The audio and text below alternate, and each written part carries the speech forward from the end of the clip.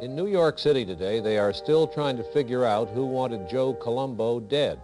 Carmine Galante was rubbed out today as he sat in a Brooklyn luncheonette. Three other men in trench coats and fedora hats surrounded the car, and in close range, pumped at least 6 bullets each. You compared killing someone to swatting a fly. Simple. Because if I didn't, I couldn't kill him. For 3 months, I traveled across America to try to understand what life is like in the Mafia. The men I met were major figures, some of whom have never spoken before. So you put a gun to the back of his head and shot him? Yeah, it was my hit, and I was gonna do the work. I don't like to use the word pride, but at the time, that's what I was thinking. I'm gonna take pride in what I do. Do they come after you? No. Nobody has. Maybe after they hear this, they might. It's a life they may leave, but can never entirely escape. Nor can their families avoid the consequences. The first rule of the Mafia is loyalty. Break it, and you pay the price. Nothing could justify killing somebody in that way as your brother was killed. Trevor, this is the life. This is the life we chose. This is the life he chose, the path. Your life is not your own. You're property of this entity, this Cosa Nostra that goes back hundreds of years.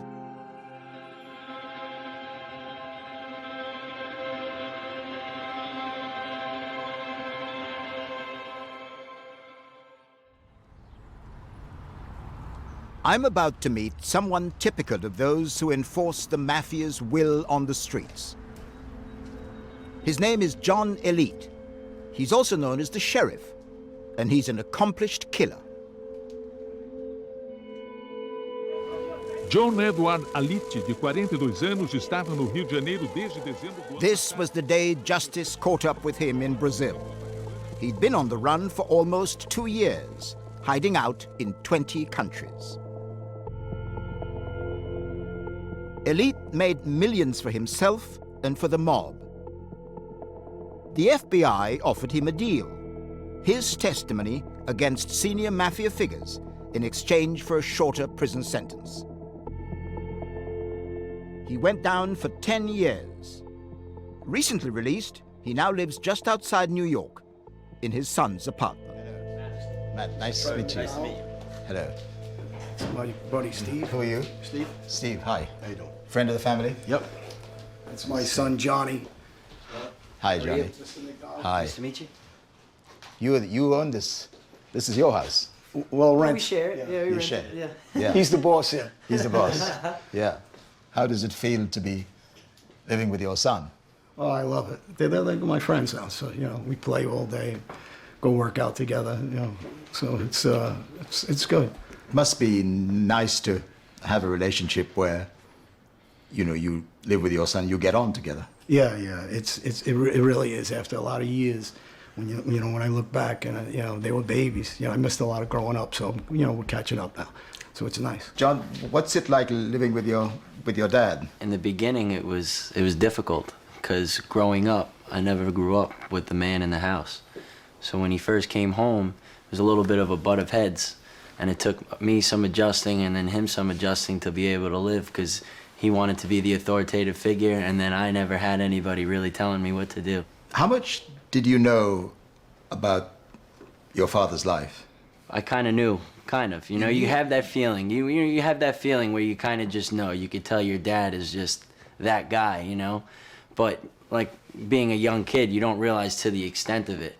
So then when you find out to the extent of it, it's kind of like throws you back, and you're like, whoa. He did know, but he probably forgets.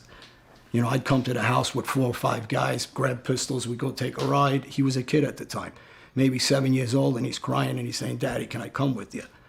I says, "Come on. We're taking a quick ride." Instead of coming with us, he ran in the house and he went and grabbed his water pistol. So obviously he did know. Subconsciously, he knew what we were up to. So, Are you saying there were times when, on your way to execute an order, given by the family, by the mob. Your son came with you? He was there on an occasion or two, yeah, by accident. We took a ride. I ran into somebody I was supposed to hurt. I left him in the car. I went out and I shot a guy and I walked back in the car. He heard the gunshots. He goes, "What is that, Daddy?" I said, "Firecrackers, don't worry about it." And we got in the car and ambulances and police cars came, and I used to joke with him. You went on your first hit at 7 years old. John, do you remember anything of that water pistol story? No, I don't. But what I do remember is the guys that were around, the money that was around, the cars that were around. Kind of, that's why I think subconsciously that I did know, and I do think I remember. Did you hear the shot? Did you hear the shot? I don't remember. I don't remember. I really don't. Do you ever get accustomed to the life of hurting people? I would be lying to you if I told you I'm an alcoholic with violence, not with alcohol. So the first thing I think about... You're addicted to violence? Yeah, you know... Or you were? I was. Now I handle it. I changed myself, and I've proven over the years I've changed myself. And every day is a struggle. I'll lie to you if I say, if you said something wrong to me on the street and I didn't know you, my first thought in my mind is hurt that guy. And when you talk about hurting people, what are we talking about here? Whatever it takes. Whether I have to kill that person to put him down, whether I just baseball bat him, whether I punch him in the jaw, the mouth, the nose, but hurt him. Make sure that he's not going to hurt me or my family. Unlike other members of the Mafia who have cooperated with the government, John Elite has not entered the safe haven of the Witness Protection Program. Instead, he chooses to live out in the open, accepting that one day someone could make him pay for his betrayal.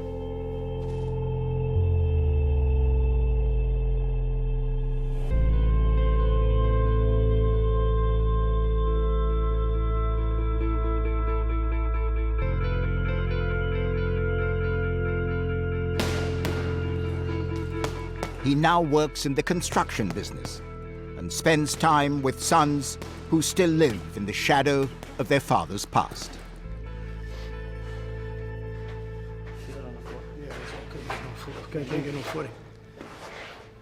If somebody like you chose the wrong path and got into illegality, somebody could easily say, well, no surprise there. Yeah, no surprise there. What do you expect?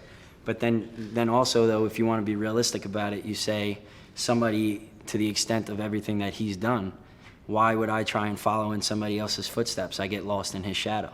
I'll never overcome anything he's ever done or any of his accomplishments or any kind of crime he's committed or anything like that. So what's the point? Any of the many crimes. Any of the many crimes, exactly. So what's the point of doing it if I'm just going to get lost in it? And I know if he got in trouble, and he was, for the most part, for a little while, the best at what he did. So if he was, what makes me think I could do it? And what's the point at that? You said an amazing thing there. He was the best. He was the best at what he did. There's an element of admiration for... A little bit, yeah, 100%. Did I admire him growing up and see what he did and watch those movies and you say, wow, like I would love to do that? Yeah. But then when you do mature and you do get older, and then you think about consequences that come with it.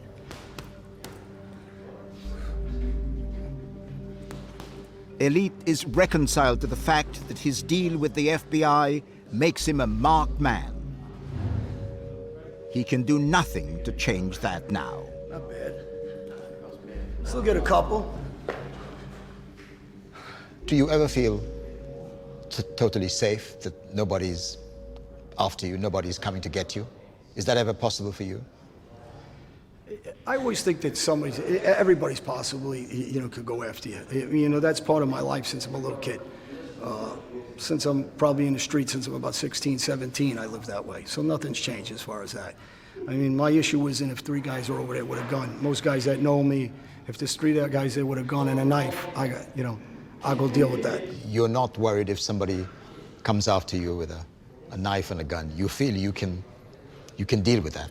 It's like a ball player, it's a professional, he gets up at the plate, he doesn't care who's pitching, he gets up there with confidence. It's the same thing with me. If you tell me a couple guys are waiting for me, I can handle that. Why would somebody want to put a gun to the back of your head now? Well, I have more than dozens of victims. I bring that count over 100 people. Guys tell you... You have been involved in hurting, killing? Killing, shooting, batting, stabbing, yeah. more than 100 guys. And, you know, guys talk that they did this, they did that. For the most part, they're full of shit. And when you grow up in the street, you know who's fake and who isn't. You know when a guy's boisterous and he's full of shit. And I understand the life. So when you go out and hurt as many people as I did, you know, you're gonna get hurt too. Like I told you, I got hurt a lot of times. I've been stabbed, baseball batted, hit by cars. You know, whether I like it or not, it was my past and it could be my future. However you cut it, it's a huge burden to carry around with you, your past. Without a doubt. I'll use one of my son's friends. These guys are innocent, young kids having a good time. When he goes home, he puts his head on the pillow, he can sleep sound. When I go home, if somebody tells you they're sleeping sound, there's something wrong with them if they were doing what we were doing. You know, when you're involved in what we're involved in, you don't sleep sound. And I don't believe anybody that says they are. I think they're lying. Look. Come here. For the next 2 years, John must report to his parole officer once a week. He must also stay clear of violence. One other offense will send him back to prison for a long time.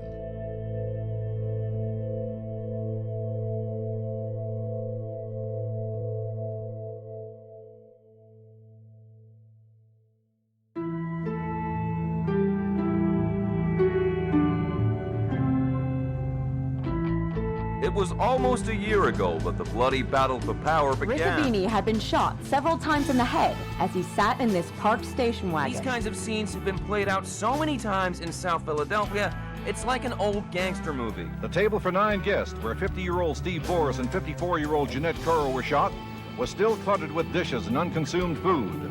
Police say Testa arrived and double-parked his black Chevrolet and then went to his front porch, apparently triggering the bomb when opening his front door. Philadelphia has seen some of the worst of mafia violence.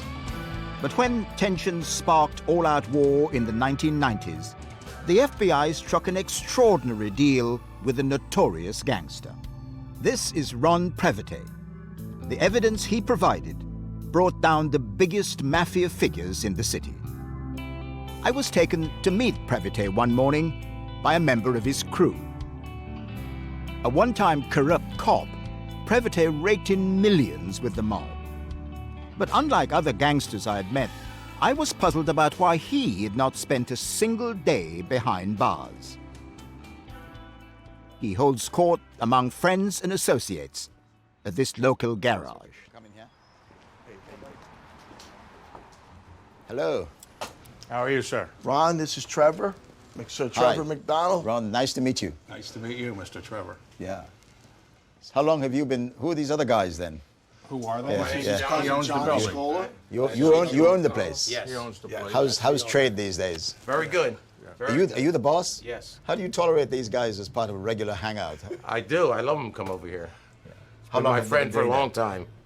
Very long. How many years do you think? All our lives, you might as well say. And they don't get in the way of the trade at all? No, not at all. You make sure they don't? Yes, if I need help, they're here to help me. What was it, do you think, made you such an effective member of the mafia? Yeah. Me. Yeah. My own self.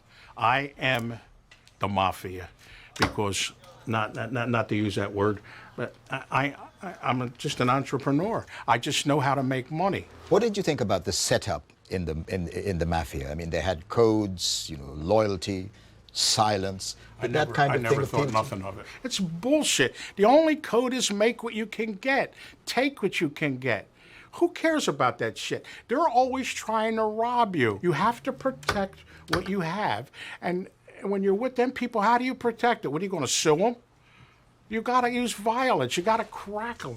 You got to put their heads in the goddamn another guy put his head under a hood of a car, and I ripped his skin off and gave him a shave. You know, that's what you have to do. There's man. no loyalty. Like we're outsiders. No loyalty. Even though we were with them, there was no loyalty. When did you decide to cooperate with the FBI? Well, I always gave them bits and pieces, but eventually it came to the point where they were throwing so much money at me besides what I was making. It seemed like a good deal at the time. I still wish I didn't do it because I'd still be out there doing crime. You still wish you were out there doing crime? Sure I do. You can't get rid of that gene. You can't get an operation and they take it out. Of course I do. But I'm not, but well, a little bit. But anyway, the FBI threw so much money at me, and I'm very weak for money. How much money did you make with that deal with the FBI? How much did they pay you? Oh, it was over $1 million.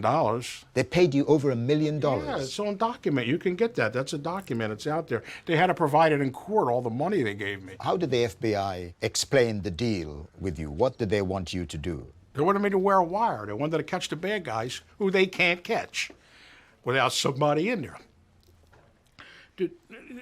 There's no such thing as good police work, investigating. They do it with people on the inside. Most crimes are solved with people on the inside. They wanted me, I was already on the inside. That's what they wanted from me, and that's what I gave them. How precisely did they put the deal to you? Did they say, we'll pay you to wear a wire, to be an informant, but you can continue doing your criminal activities on the side? Right. Well, I'll skip ahead a little bit, but when they tell you you can continue doing your criminal activities, you can't do no violence. Yeah, right, okay. Were you not worried about the fact that the people you were informing on or against would come at you at some stage? I'm going to be perfectly truthful with you. I don't worry. I don't give a fuck. They know where I'm at. Come on, I'm here. I never worried when I was out there, and I'm not going to worry now. And what about life now, Ron? I mean, are you still a gangster? Are you still a criminal? You're always a gangster. You're always a criminal when you're a criminal. All these guys trying to tell you that they're reformed, and I'm going to here to tell you it's bullshit. What are they going to do? Go be a painter? How much are you going to make painting? What are you going to drive, a tow truck? They're not going to make the money driving a truck. They're liars. I still do bookmaking. I do it today. But that's not legal, surely. This is a show, isn't it? I'm not under oath, am I?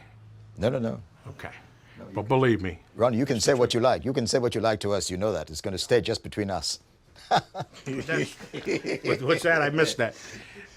He says, you can say what you like. It's just going to stay between us. It's going to stay between us.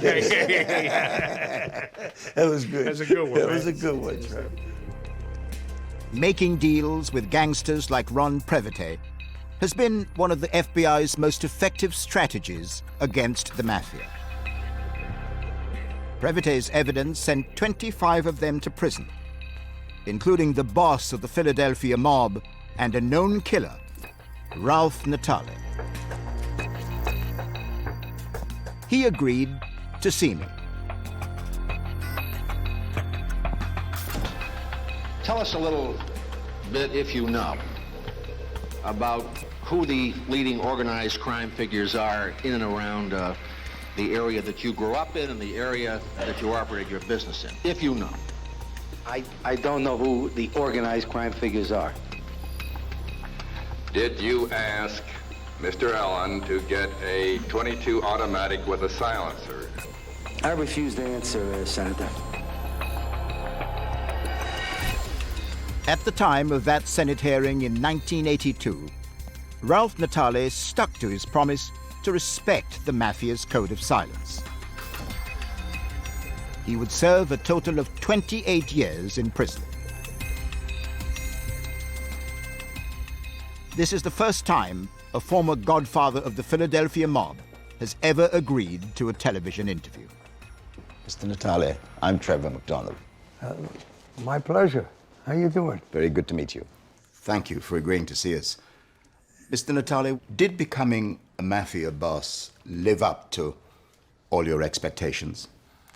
I think everybody in the world would love to be treated like a god, even for 15 minutes in life. They would almost do anything. Well, I was treated like a god because I made my own way. I did what I wanted to do. When you were a mafia boss, you ordered a number of killings. Positively.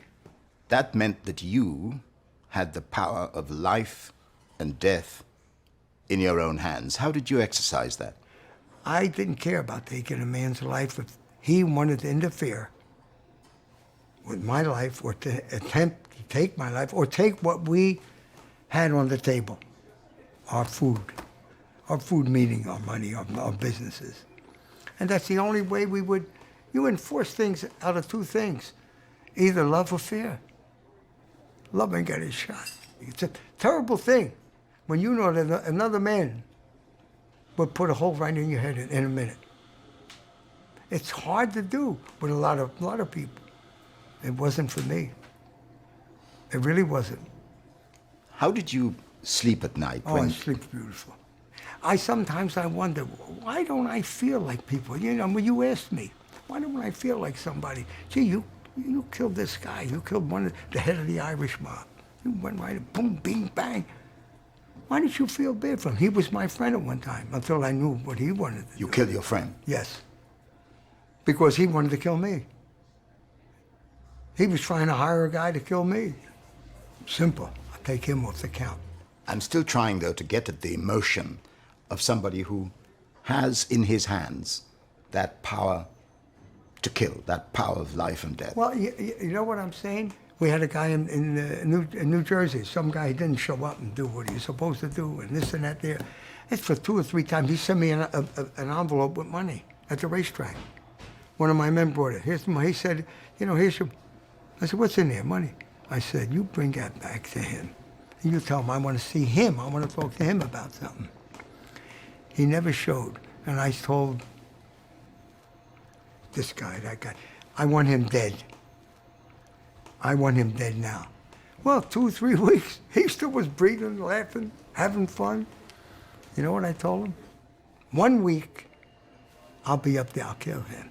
If it ain't done within this week, that's when I'm coming up. Boom! 3 days later, he was dead. They were afraid, my own people, because I was mad. How did you deal with people who crossed you, betrayed you? Betrayed me? One man I gave a pass to in my life. The rest of them I killed. Simple. Did you keep count of the numbers? No. Because that's when you're sick. You're sick then. Then you're a serial killer. I'm not a serial killer. Why? Because you kill more than one, you're a serial killer. I didn't kill people because I got a thrill out of it. I killed people because that was my life and it was his life. Simple. If I said the name Ron Previte to you... Oh, it's a big, big fat rat that owes his life to me. The young man in Philadelphia... He betrayed you? Yes. The young man in Philadelphia wanted to kill him. Ron Previte is a bunch of shit. I saved it. I said, don't you touch that man. What do you want to do? Kill everybody? Let's see what happened. And he eventually turned on me. For what reason? I saved his life. And he'll go around saying, I saved his life. I return to the question of how do you sleep at night remembering having those memories? I get up. I go to the bathroom. I take a pee-shot. You gotta pee. And I go back. And I go to sleep. What am I supposed to do? Say prayers for their souls?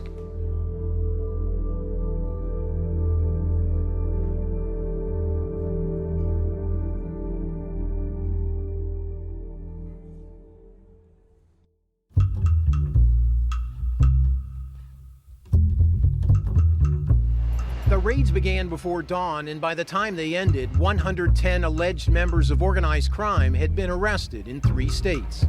Street bosses, underbosses, consiglieres, capos, soldiers, and associates with nicknames like Meatball, Vinny Car Wash, and Johnny Bandana. In the Mafia, there are few certainties. But most of its members know that one day the FBI will find them, whatever they are called. Underboss William Willie Fingers Catola showed up at the grand jury, followed by other Little Lollipop Carna signed in to appear at the grand jury. Cingolini is the son of imprisoned mobster Joseph Chicky 100 Cingolini. years for Anthony Tony Ducks Corallo. 100 years for Anthony Fat Tony Salerno. The penalty was death, and Quack Quack knew it. I was about to meet someone known as the Yuppie Don, and one of the richest gangsters of all time. His brilliance for inventing new scams netted the Mafia over $1 billion. But when the FBI arrested him, things didn't go quite as expected. Other prisoners in the custody of U.S. Marshals find themselves in handcuffs and leg irons, watched by armed guards. For $7,000 a week in cash and a promise of millions in restitution later, Franzis can live the good life of Beverly Hills. And now some of his former Mafia partners say he has pulled off his best con job ever on the United States government. Trevor. Michael. How are you? Thank you very much for allowing us in. Thank you. Thank you. Come on in. Franzis' most successful job for the Mafia involved the setting up of a network of companies which sold gasoline across America, then cheated the government out of the sales tax. The authorities promised him leniency if he testified against his bosses. But Franzis managed to avoid doing that and now lives comfortably in California. See, we have the view from up here. Oh, wow. And this is kind of my spot here. This is where I do all my work and relax. Got my own TV. And everybody knows when I'm in here, they don't cross that line unless they ask me. There's an invisible line which they're not allowed to cross. Not really. This bit is yours. This is me. I mean, what did you actually do in your relationship with the authorities? How did that work out? I don't think I've ever said this before, but I really led them down a primrose path, making them believe that I would cooperate with them, but never intending to cooperate. And it was, you know, it was kind of a dance that I had to play for a while. And they bought into it because they knew that I could have been a valuable resource for them. I was, you know, I knew a lot of people. And I just played that game and used it until they really put me on the spot and wanted me to testify against a major figure who was also a close friend of mine. And basically I refused. And that's when I was violated on my parole and thrown into the hole, and they were pretty upset with me. When you were living the mob life, how good was that? You know, listen, look, I had my own jet plane, I had a helicopter, I had a house in Florida, I had a 7,000 square foot house in New York with a racquetball court and 2 acres of land. I had a house out here in Marina del Rey, and I did whatever I pleased. You made staggering amounts of money. Yes. Yeah, we were, at one point in time, I was pulling in close to $10 million a week. $10 million a week? $10 million a week. It was, you know, we were defrauding the government at a tax on every gallon of gasoline, and we were selling 500 million gallons of gas a month at 20, 30, 40 cents a gallon that we were keeping. So it was a staggering amount of money. And, you know, it became a problem at one point that what to do with the money. So when you have that problem, you know you're earning. What did you do with the money? You know, Trevor, it's, I mean, some of it we put overseas, some of it was in cash, and I always tell everybody I had a lot of expenses. Were you always pursued by people who felt that of all this money you made, you must have kept some of it? Oh, until today, I have people, I mean, nobody would ever believe that I was broke, that I didn't have any money. I could never convince anybody that. It's, people, I think the government still believes that I got money stashed all over the world. I get questioned about it all the time.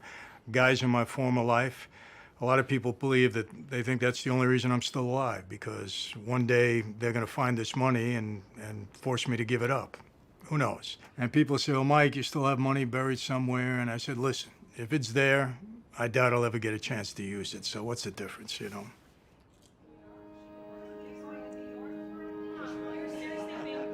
Unlike the other Mafia figures I'd met, Franzis has managed to build a successful new life here on America's West Coast. It's a far cry from his early days, growing up on the streets of Brooklyn. He'd been born into a Mafia family, dropped out of medical school after 2 years, and joined the mob. Following in his father's footsteps, he became a member of the Colombo crime family and quickly rose up through the ranks. He was implicated in a vast array of crimes and made it onto the FBI's most wanted board. His life in the Mafia came to an end when he was indicted on 65 counts of tax evasion, racketeering, and grand theft. Michael agreed to show me what he does for a living these days. It's a business venture underpinned by his newfound faith and belief, and one to which he's committed his life.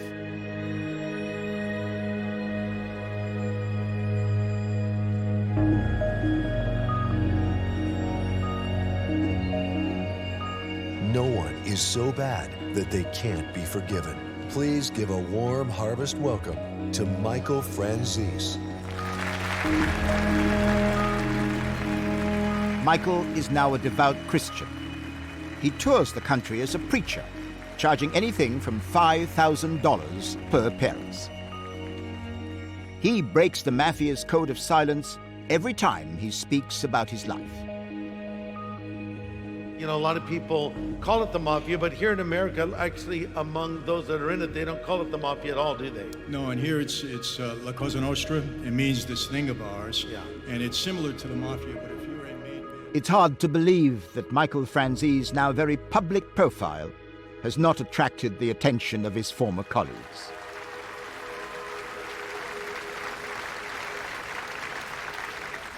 What would people in the mob think about the life you now lead?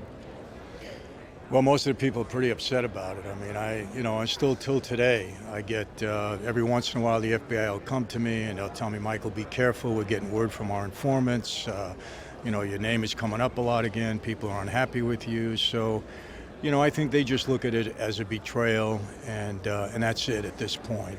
If they feel that you've betrayed them, what might their reaction be? Well, I mean, I've, had a contract all my life. I'll tell you where the blessing is for me. The boss of my family, Persico, who was my boss at the time, was now doing life in prison. He was extremely upset when I walked away, and if he were on the street, I would be in trouble, because I don't believe he would ever rest until I was a dead man. But, he's doing life in prison. His son, who took over the family at some point and had that same kind of feeling towards me, he's doing life in prison. So it's almost like all my enemies are either dead or in prison for the rest of their lives, and it just worked out that way. Do you understand why people might be very skeptical about somebody who occupied such a senior place in the mob could now profess such a deep Christian faith?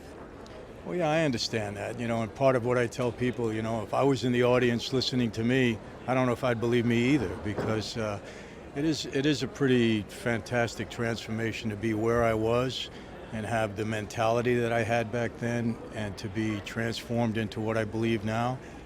Trevor, when you come to Christ, you don't get a lobotomy. I don't forget anything that I did on the street, and I know I'm capable of doing it again, but I fight hard against those feelings, and that's how it's worked for me.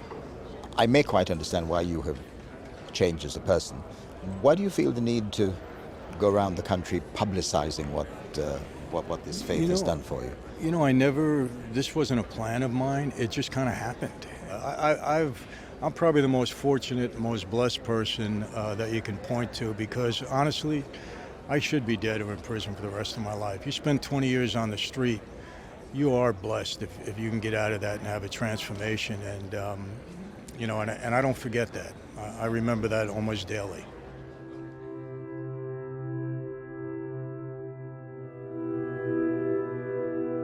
Michael's transformation has given him the trappings of a comfortable existence.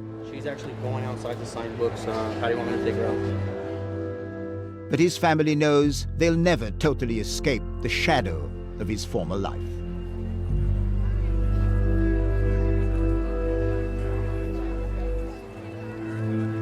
Gotcha.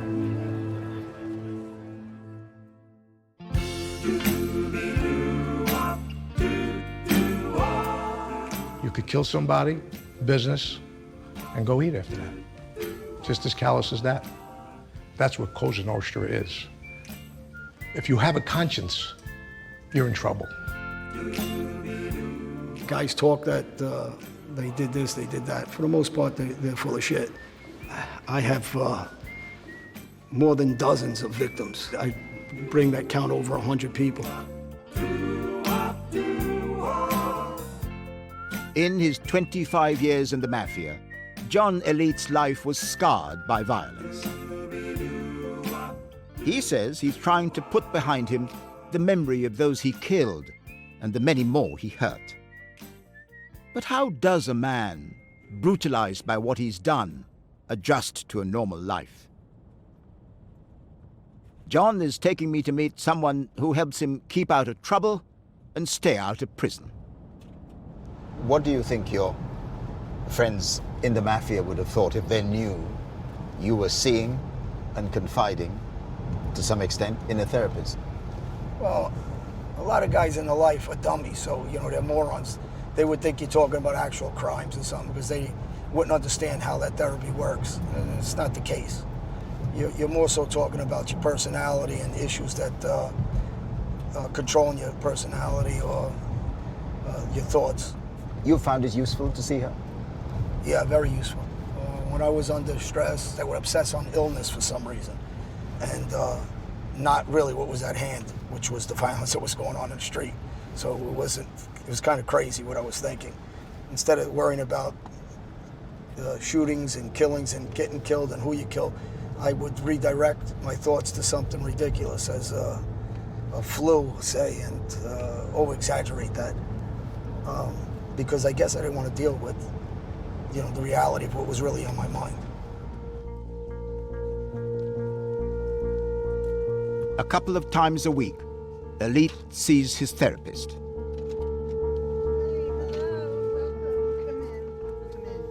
You know the drill. Certainly do. How did you approach a therapy session with somebody who'd had such an extraordinarily violent life? The first thing I wanted to know was what his experience was in prison. And when I learned that he had been in isolation for so many years, I knew immediately he'd have to have suffered from post-traumatic stress. It's strange to hear you talk like that, because I would have thought the first concern of yours would have been not so much his isolation in prison, but what he'd done to get himself there. Well, I had to learn about his coping skills, because if I'm going to work with him, I have to know how did he deal with the worst, because if he's out here and he wants to go straight, which he's made very clear to me, I need to know, okay, what are your coping skills when something really bad is going to happen that you hate? How are you going to handle that? Were you always surprised that a person with such a violent past, with such an amazingly horrific past, would come to someone like you? Absolutely. And I'm amazed that he could even do that, because I really don't know that person. See, I see the heart of John, not the horror. I see what I call the heart of him, not his shadow. Is it possible for you to say whether John has actually managed to turn his life around? So far, yes, I can say that so far. But as far as the future, I'm no fortune teller. I don't know what anyone's future will be. I don't know if there's a trigger that he won't be able to hold. So I can't predict, but I can tell you so far, absolutely, yeah.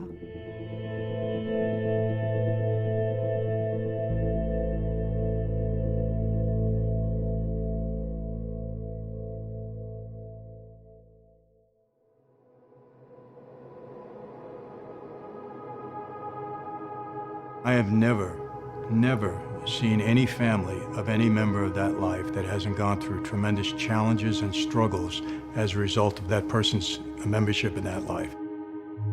At 12 years old, I wanted to be a captain in the Gambino family. That was my goal. Not to be a lawyer, not to be a president of the United States. I wanted to be a captain in the Gambino family because that's what I idolized. When I go home, if somebody tells you they're sleeping sound, there's something wrong with them if they were doing what we were doing. Those days are done. I ruined that years ago. I can't get that back.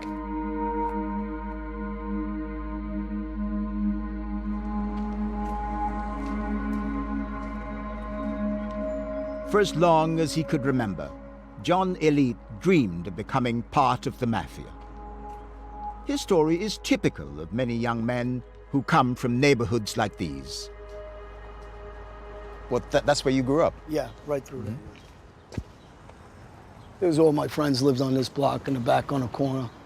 My childhood friend, Used to live in this house. So this is very much your area? Yeah, this is my area. This brings back some memories. We ran these streets day and night from little kids as good kids, and we ran them as we got bad too. What are your reflections, John, when you come back to this place today? Oh, there's so many memories, good and bad, and I love being here. You just feel like you're back home. Well, was it always a breeding ground for mafia crime? Oh yeah, as a kid, everybody in this neighborhood was involved with the streets. So I was educated here more in the mob life and the street life than anything legitimate. Do you remember the first time you crossed the line into the world of crime?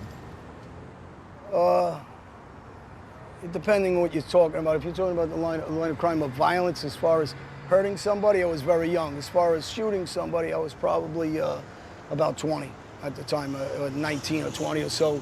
Baseball batting, 16, 17, that started. What was the incident when you shot somebody at the age of 19 or 20? Retribution for one of my other friends getting shot. So I just went back and shot a guy that shot one of my friends. And, you know, it was every day. It wasn't like anything specific. A guy goes to work every day and he delivers milk. We went to work every day and hurt somebody, shot somebody, or killed somebody. It was nothing. You get used to it after a while. It was nothing but a regular day, routine at work.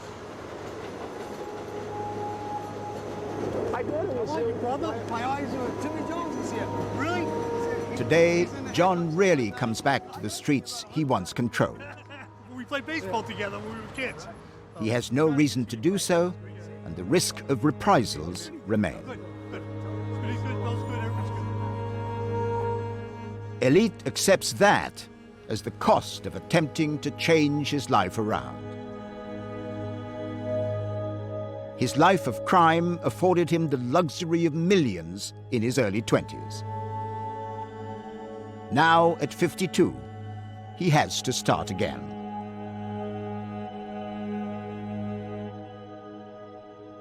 These images conjure up a picture of what life could be for you on the good side, but it also talks about the horror of being in prison and on the run. I joked about this. No, I never read the small print, because when you read the small print, it's not all what it's cracked up to be. You watch kids out on the street today. They see me, and some of them understand a little bit about the life through family, through friends, and they have a diluted version of it. Or they see me and say, well, geez, he's a nice guy, because they only see me on the surface. They don't see the other side of me when I was killing and hurting people on a regular basis. And they can't really picture it because they weren't there.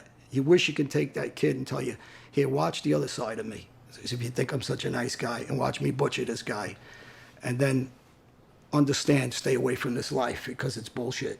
So you wish you can teach him. This is a shortcut to hell. You're gonna live a good life, and then you're gonna suffer like no one's ever suffered before. You're in solitary confinement. Guys can't do 3 weeks in solitary confinement. I spent almost a decade locked down, a 23-hour lockup. But when you came out of a prison like that, did you consciously decide to take another course in life, or did you think, I must be more careful and not get caught?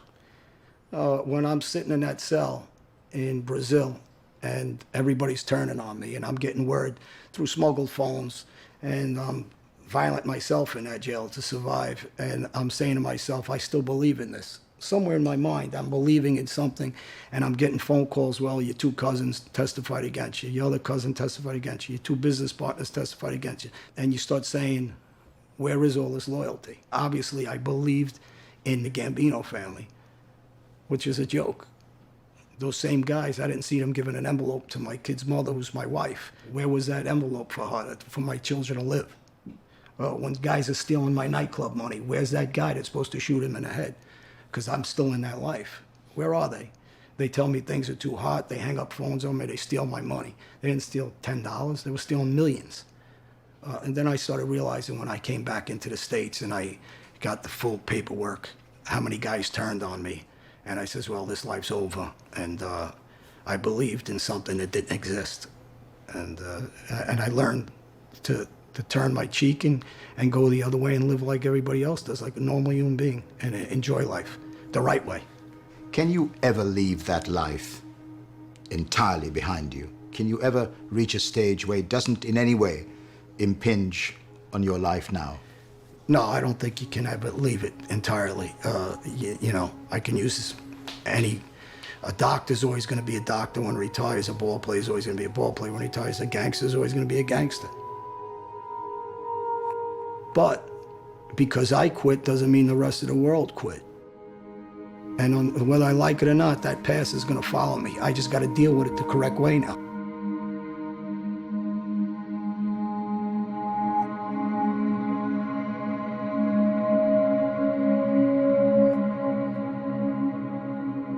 For more than 100 years, the Mafia has always succeeded in seducing young men into its service.